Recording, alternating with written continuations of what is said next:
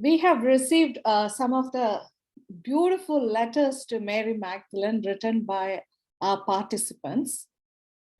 We will read a couple of them. We have Deacon Rose with us. Shall I invite Deacon Rose to read this? Would you like to read this, Rose? No, you can go ahead. Okay.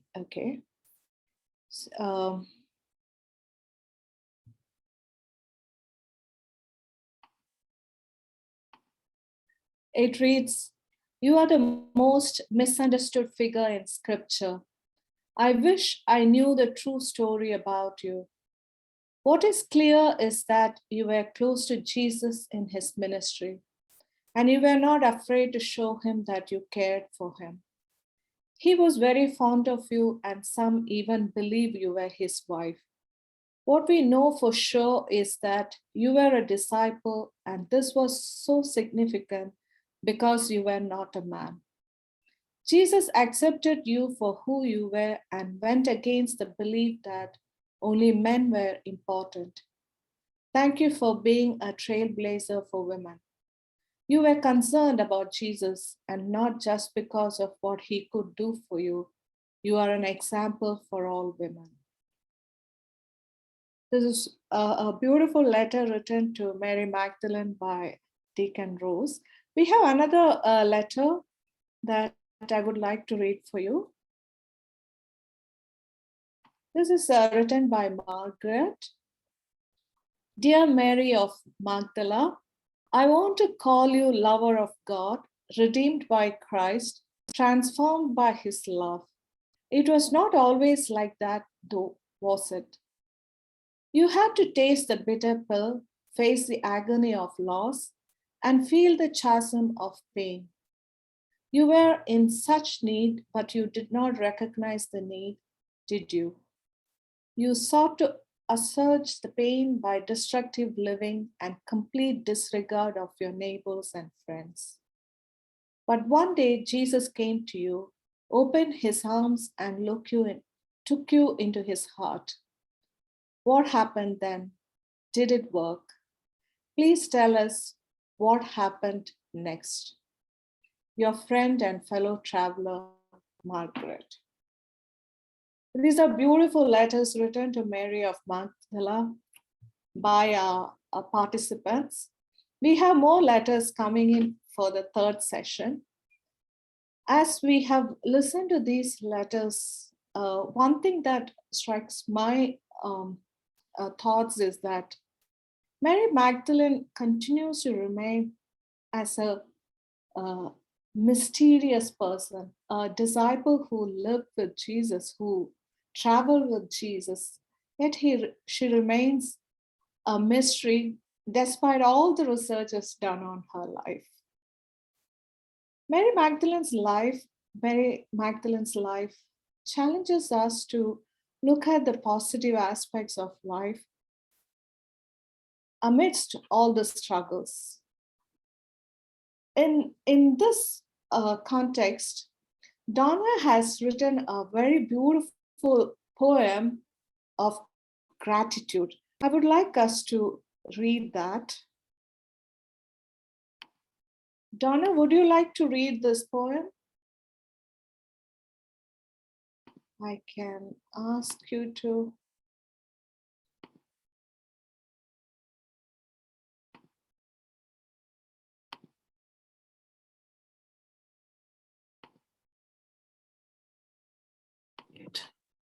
Okay, how is that, Chitra? Yeah, you're audible.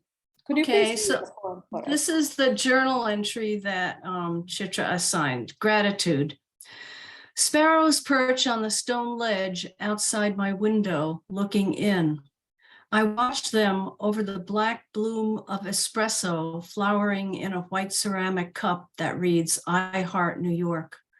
The moon is a sliver of fingernail fading into morning. Shortly, all this will disappear. I hold tight to everything: birds, coffee, cup, New York, moon. Thank you, Donna. That's a very beautiful gratitude journal, and you have put your words in a beautiful poem, which very explicitly explains how we can be thankful despite the transitions of all this. Um, Before we get into the text on Mary Magdalene, I would like to invite you all to get into a mood of gratitude. Let's listen to this. Let's join this Taizé song as a preparation for a reflection more.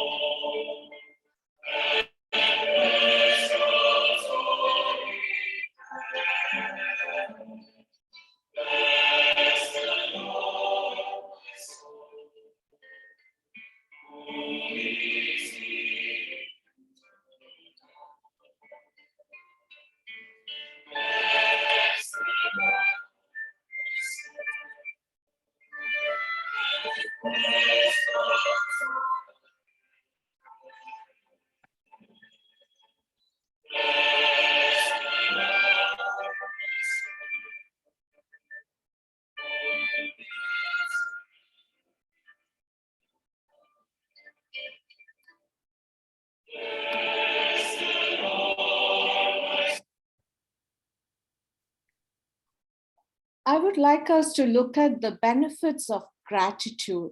Gratitude is a great feeling, great emotion, and it's also a great act that we can adopt in our lives. When we develop the sense of or the attitude of gratitude, it improves our physical health. It improves our sleep. Gratitude helps us to overcome stress and enjoy a better psychological health, a better emotional health. And the research tells us that gratitude, if our hearts are filled with gratitude, we are gradually getting filled with a sense of empathy. Empathy helps us to understand other people, other situations, the difficult people and difficult situations.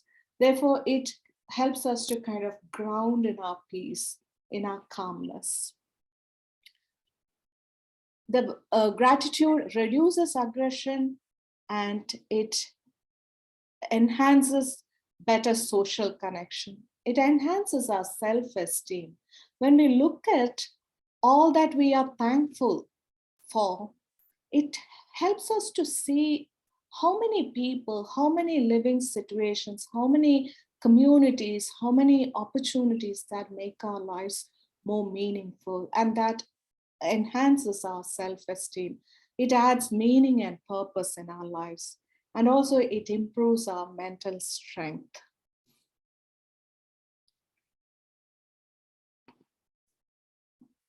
I would like to lead you to a few minutes of gratitude reflection.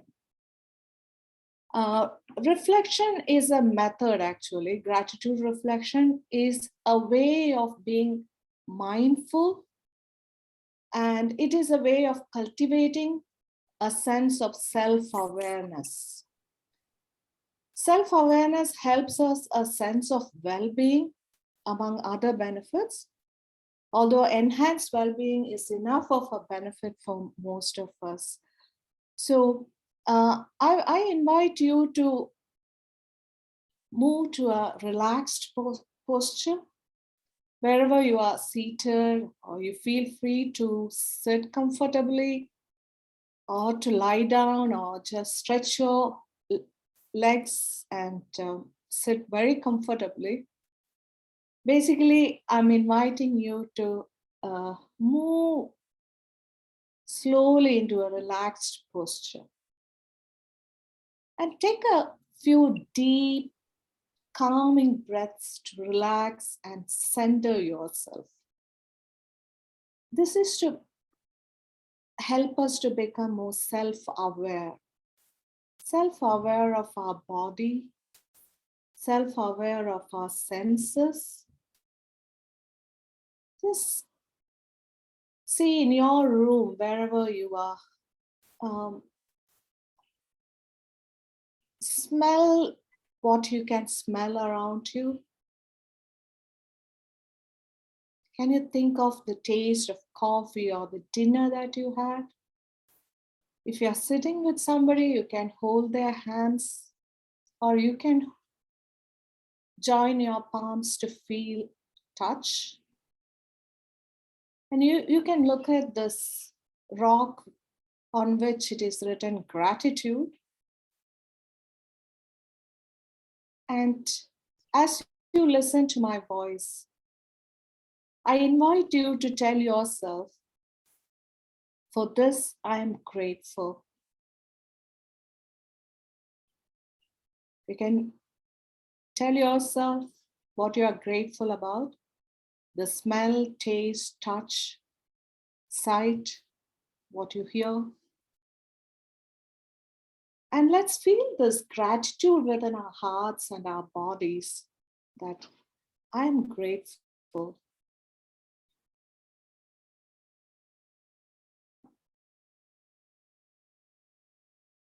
Take a couple of calming breaths. You can take shorter breath in and longer breaths out. Inhale and exhale longer. Relax yourself and feel that you're centering yourself on your seat. Now bring to your mind all your friends, all your family members, your partner, all those dear ones who made you feel so good about you, all those people who added meaning in your life. And say to yourself, for them, for each one of them, I'm grateful. I'm grateful for each one of them.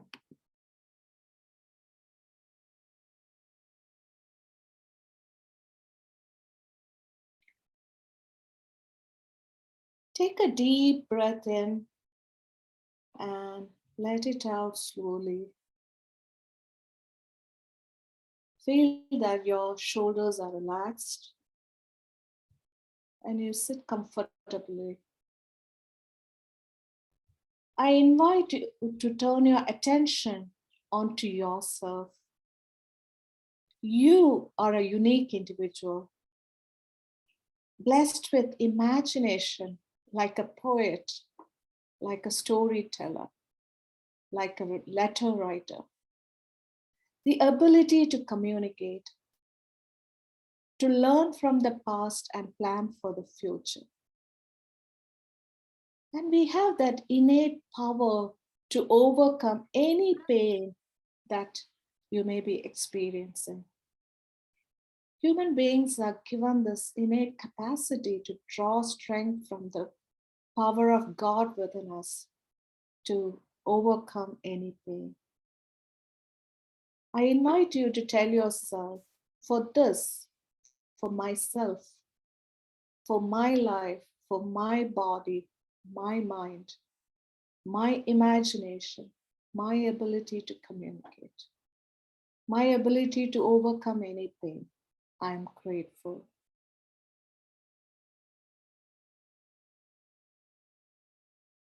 As we relax and getting ready to listen to the story of Mary Magdalene, let us ground ourselves in the realization that life itself is a precious gift. That you have been born into a period of immense prosperity. That you have the gift of health, culture, and access to spiritual teachings. I invite you to say to yourself, for this, I'm grateful.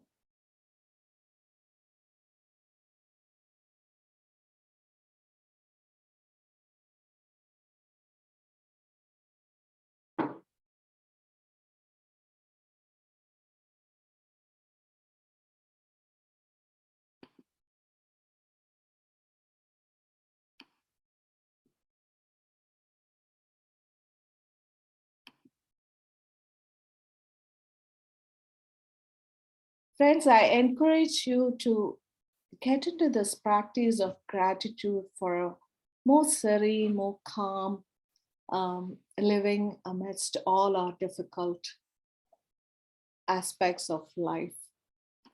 Life itself is beautiful. I'm sure you would agree with me. As we begin our lessons on Mary Magdalene, I would like to draw your attention to Mary Magdalene in canonical text.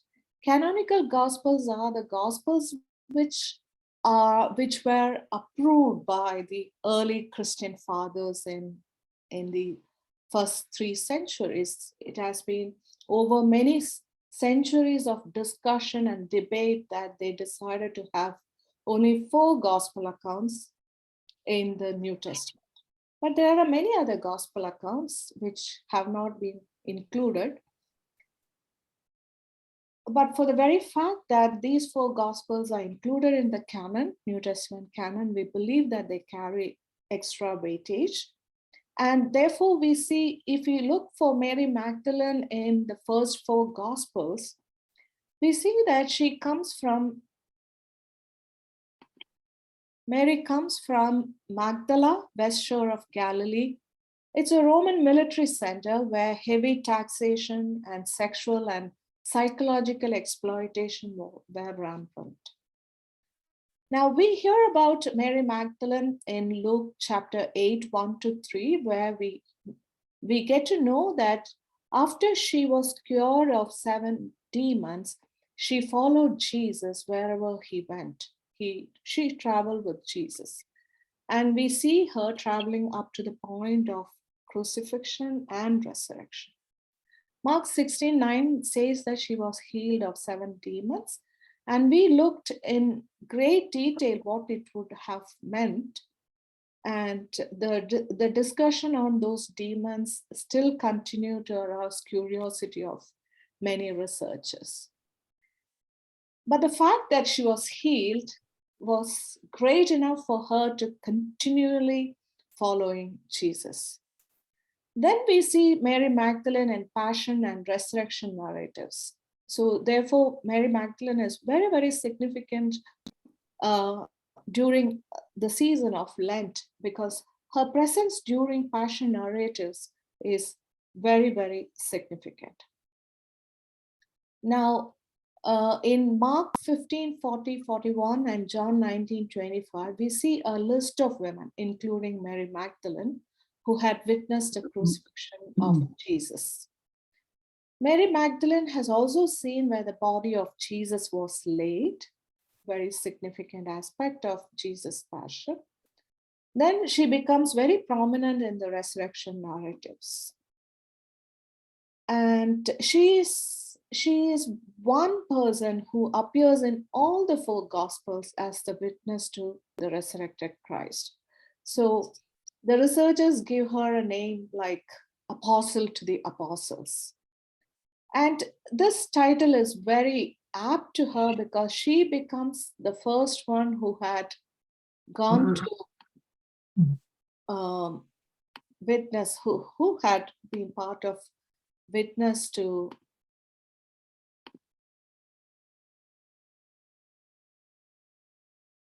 the appearance of Jesus after death.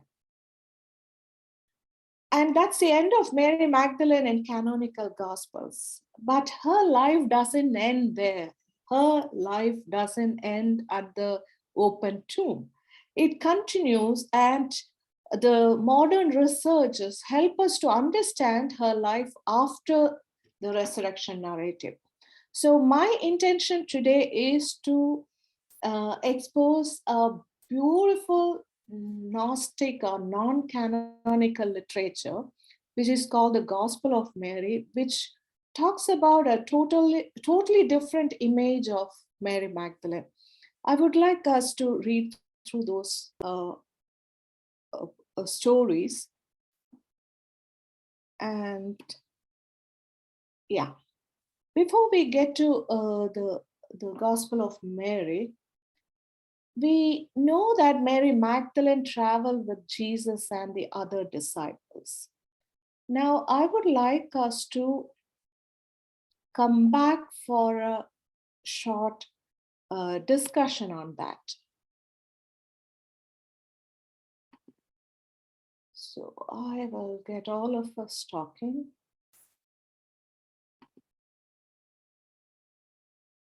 Yeah. So are you able to?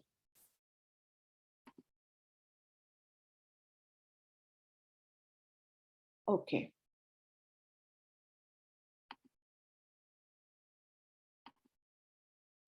Okay, I'm asking all of you to unmute. Yeah. We will take maybe 5 minutes to discuss about one particular aspect of Mary Magdalene. This is regarding what made Mary Magdalene follow Jesus. What do you think the exact reason behind Mary Magdalene following Jesus? From all those stories about Mary Magdalene, Jesus, we get to hear many stories behind the motive of Mary Magdalene. What do you think? What do you like to say about her motive? Why did she decide to follow Jesus?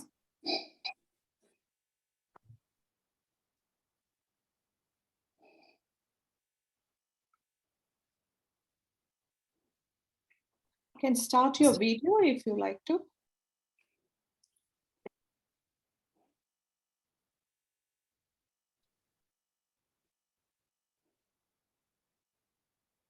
I think I she wonder- followed because he saw her as a person. Jesus saw her as a person, personhood. She as a human being Right. was seen by Jesus. Yeah, that's a very beautiful aspect of the whole narrative, isn't it? Like Jesus sees Mary Magdalene as a human being who has her own identity. Yeah, that's a beautiful thing. I think self-realization. Self-realization. Okay, so do you think Jesus meeting her and curing her helped her to kind of come to a realization of herself? Is that what you Yes, I think it brought her out of despair. Yeah, definitely. Yes. I think part of it was just plain curiosity about this man that cured her. She wanted to see more of him. Yes. Yeah. The curiosity to know more of him. Yeah. That could be a reason. Like, this man is different from other men. What is that very special about this person? Yeah. Curiosity to know more about him. Yeah. And the fact that he had power to cast out demons. Yes.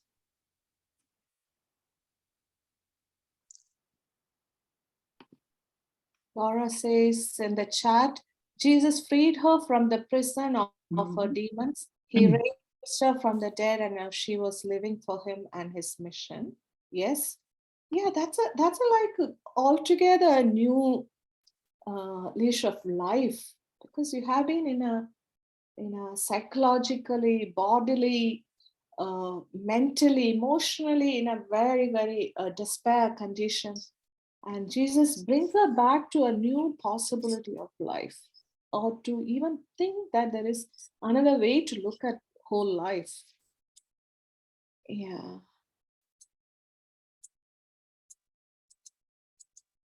Maybe it's another reason would be that under the Roman occupation, you pointed out that it was kind of a violent regime, and she saw that Jesus was different in his attitude towards people and his behavior towards women especially. Yes. Yeah. And the researchers, as it was kind of not very subtly, quite clearly shown in the movie or the video clip I showed last week, that the women were sexually abused by the Roman soldiers.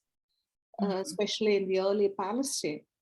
So a sexual violation could have kind of killed their inner self, because when somebody takes control of your body and mind, you become so numb to the possibilities of life. So that could have been a reason when she found this man Jesus totally different, somebody who could treat her like a valuable, a precious person. So yes, that is a beautiful aspect of, yeah, that could be a reason for Mary Magdalene to follow Jesus. Any others?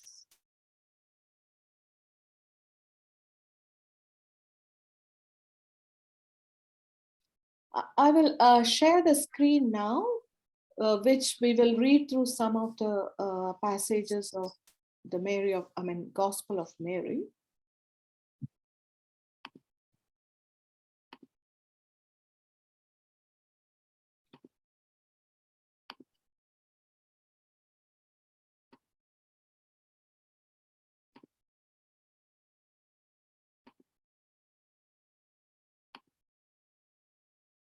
Yeah.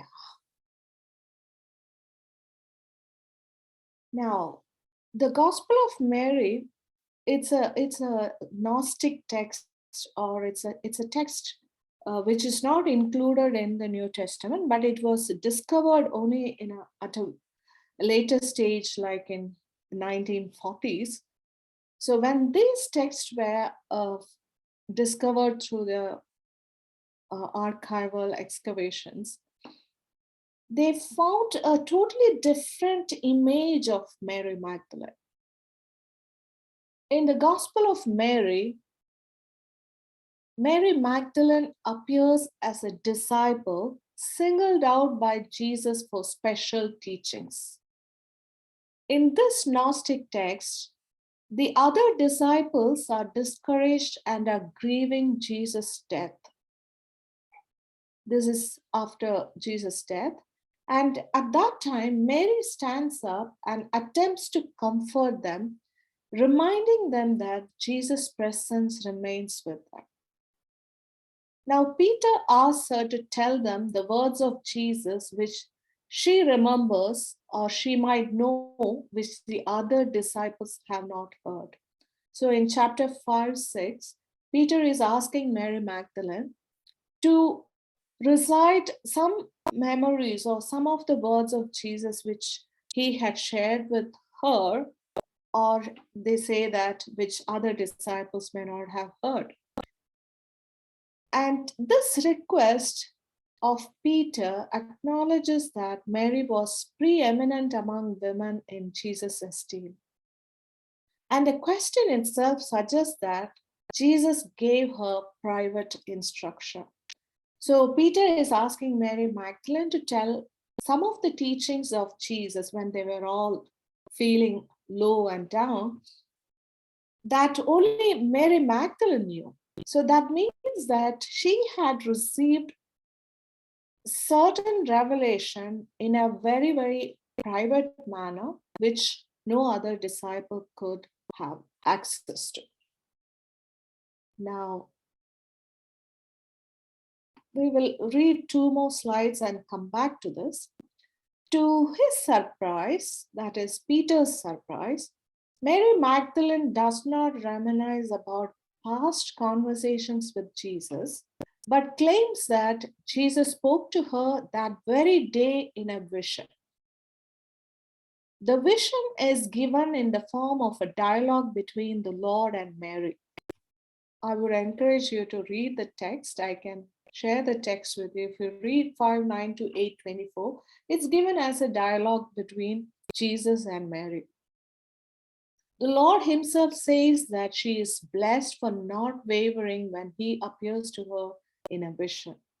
When all the other disciples are weeping and frightened, she alone remains steadfast in her faith because she has grasped and appropriated the salvation offered in Jesus' teachings. We continue to read from the Gospel of Mary. When Mary completes narrating her vision, Andrew and Peter challenge her authority over the message. Chapter 9, 2-4 reads, "But Andrew answered and said to the brethren, say what you wish to say about what she has said. I at least do not believe that the Savior said this. For certainly these teachings are strange ideas." Peter answered and spoke concerning these same things. He questioned them about the Savior. Did he, that is Jesus, did Jesus really speak with the woman without our knowledge and not openly? Are we to turn around and all listen to her? Did Jesus prefer Mary to us? At the end of the dispute, Levi confirms that indeed the Savior loved her more than the rest of the disciples. While her teachings do not go unchallenged, the concluding part of the Gospel of Mary affirms both the truth of her teachings and her authority to teach the male disciples. She is portrayed as a prophetic visionary and as a leader among the disciples. So we read these 4 slides. So I want us to come back for a conversation. So I'm going to invite you to unmute yourself and let's have a discussion on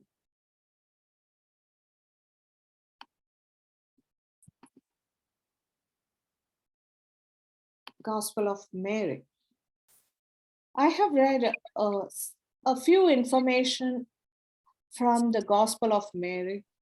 I encourage that we read them as kind of bedtime story. Like it's really conveying certain things which we otherwise would not have thought about or heard about.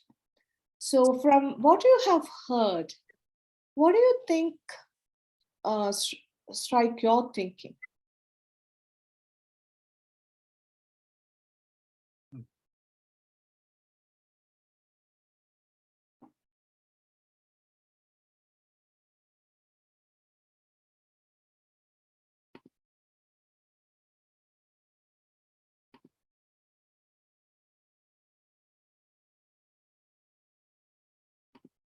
I find it hard, the suggestion Mm-hmm. that she was a leader among the disciples. I mean, how does Peter come into that? Okay, yeah. Is that this one? This, can you see this slide where it says, Peter asks, did he really speak with a woman without our knowledge and not openly? Are we to turn about and all listen to her? Did he prefer her to us? Is that what you're referring to? That says it better than I did. Yes, thank you. I mean, that's the text. It's in this slide. No, I hadn't read this. But, Okay.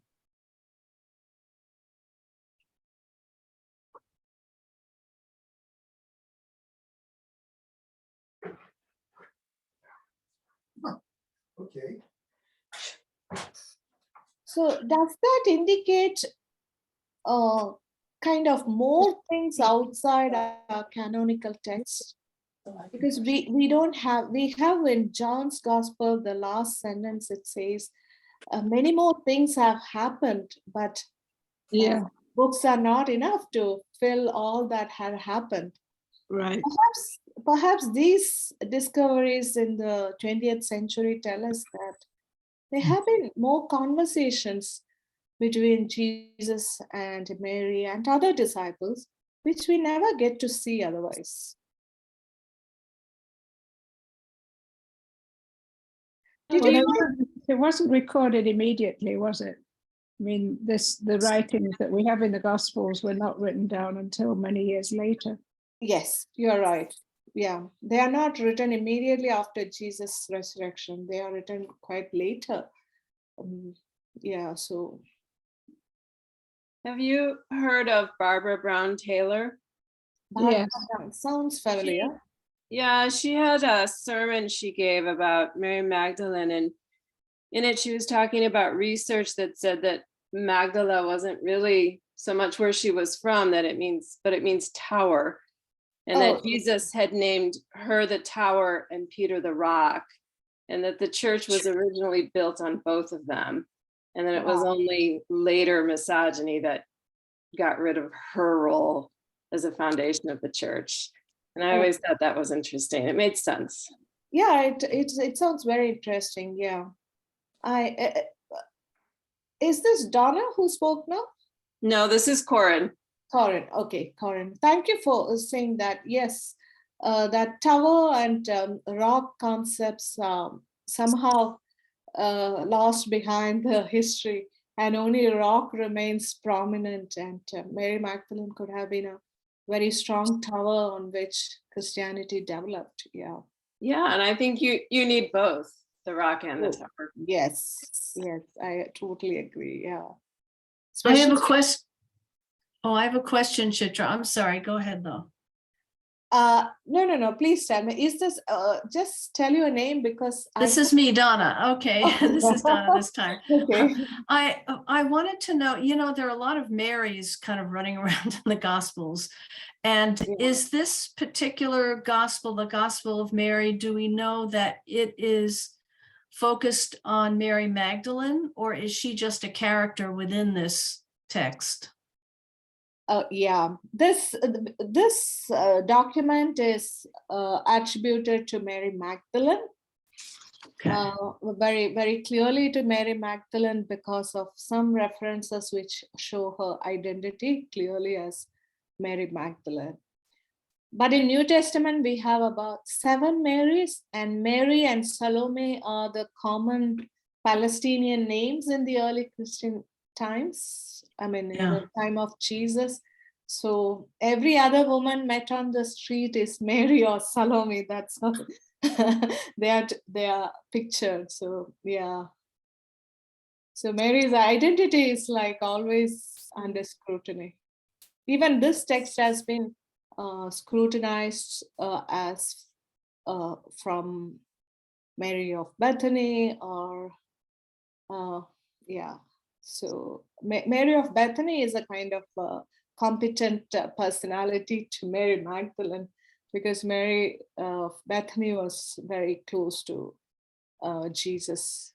So Lazarus, and Mary and Martha were very, very, very close to Jesus and his ministry. So any document that appears with the name Mary is like always perplexes the researchers. Yeah, but this particular text is believed to be from Mary Magdalene. Because the reference is attached to her historic move to France, and she lived in a cave as an ascetic, a mystic person, and her contribution to kind of European Christianity is greatly appreciated and admired. So this particular text kind of gives foundational aspects of that mystic character of Mary Magdalene, or that ascetic and mystic character, because she talks about revelations, communion with God, the resurrected Jesus Christ. So that mystic union with Jesus Christ is one aspect which talks about her life as a mystic in French caves. And So is she the main character and also credited with the being the with the authorship of this book, or? It is yeah, this particular text, and I have kind of quoted from the text, which is kind of fragments of the text. So this text, from the way it has been narrated, it is believed to be written or talking about Mary. If Mary has not written, it may be someone who has witnessed or listened to the oral tradition of Mary who has written this. Thank you. Yeah, thank you, Donna. How do others think about this passage?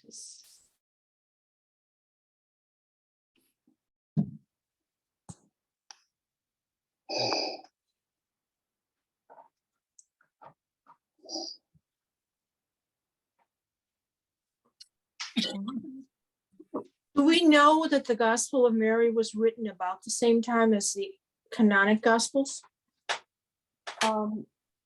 I mean, the researchers show that this might have been written later in the early 2nd century.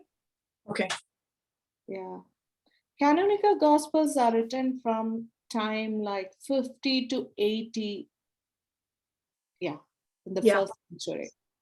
But this might have been written at a later stage in the early or later 1st century or early 2nd century, and that must have been circulated among disciples of Mary, like John's disciple. They had a group of discipleship. So similarly, there would have been a group of Mary's disciples or Mary's community, which must have circulated these texts, and it must be during the persecutions that these texts have been preserved under the earth, which have been excavated later in 20th century. So Where were they found? yeah, Do you know where they were found? they were found in Egypt. This particular text was found in Egypt. So they made it to Egypt from France. Somehow. I mean, if she was living in France, well, whatever French was then, Gaul, I guess. Yeah. No, this must have been this is, how do we understand the history line? Let me try to explain that. Mary Magdalene lived up to early 2nd century, and she moved to France in about 80 of the 1st century, 80. But this literature must have been written at a time between 60 to 2nd century time, and this must have been circulated from Palestine, Egypt. So say that it must have gone from Palestine, Egypt to Europe or France.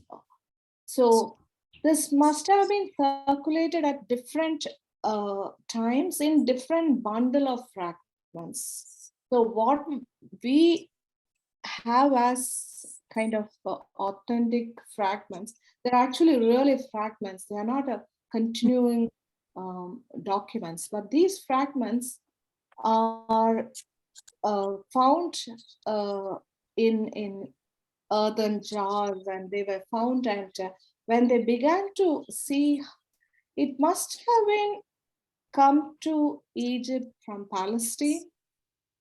And this stories, because for instance, what we see here, it happens immediately after Jesus' resurrection. So how this must have been written once and then copied into other rolls, I mean papyrus rolls. So it must have been through travelers or visitors. I mean, these are all historical speculations that it must have reached the northern African continent or the Middle Eastern Palestine. So, but this is just one gospel. There are many documents they found from Middle East and Egypt. They found many documents which put together, it reveals so many things that we don't find in canonical gospels. Not just about not just about Mary. It also reveals about other disciples. I mean, what they have done after, because we don't hear about even other disciples of Jesus except Peter or John or We don't hear other disciple stories. So Mhm. in that way, it's very, very, very interesting. Chitra, what language were the fragments? These are ancient classic Greek. Yeah. What I can do is I'll share some readings on them.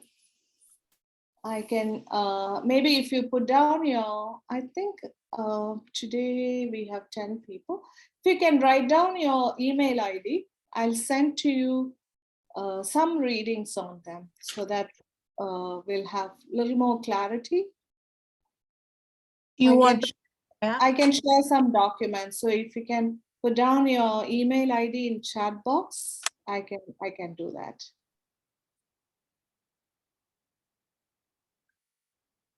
After listening to this, do you feel Mary Magdalene as more mysterious or you have more clarity?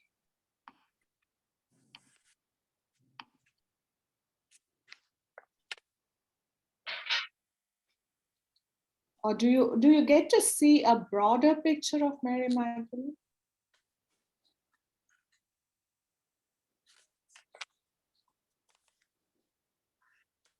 Yes.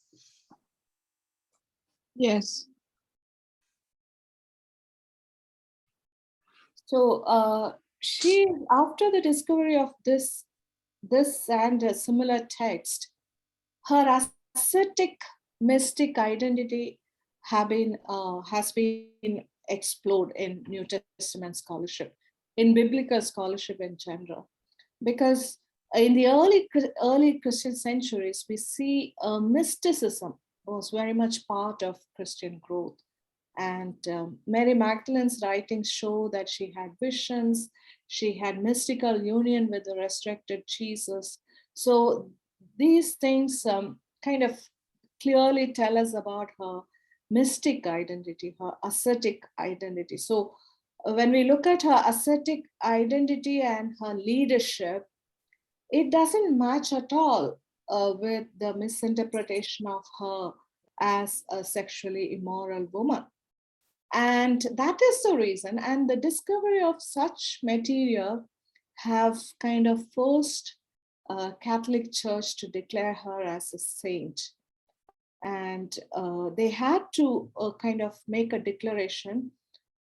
In 1969, she was declared as saint, but before that, the Catholic scholars, predominantly from US and Europe, insisted that Mary Magdalene's identity as a prostitute needs to be changed. And the Pope came up with a declaration on that, and later they declared her as a saint because she was truly a prophetic visionary and a leader among the disciples. So as we move to our last slide,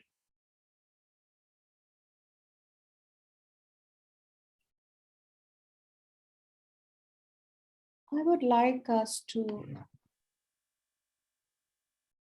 observe this picture. Mary Magdalene at the foot of the cross.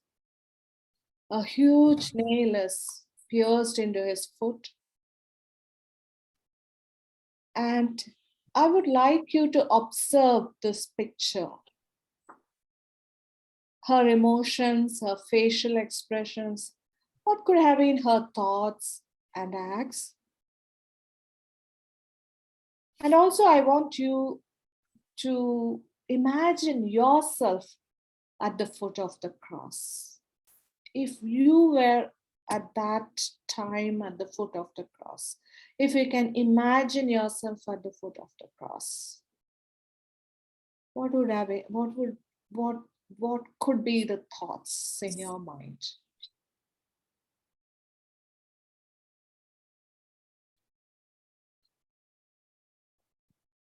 I'll play the music for 2 minutes.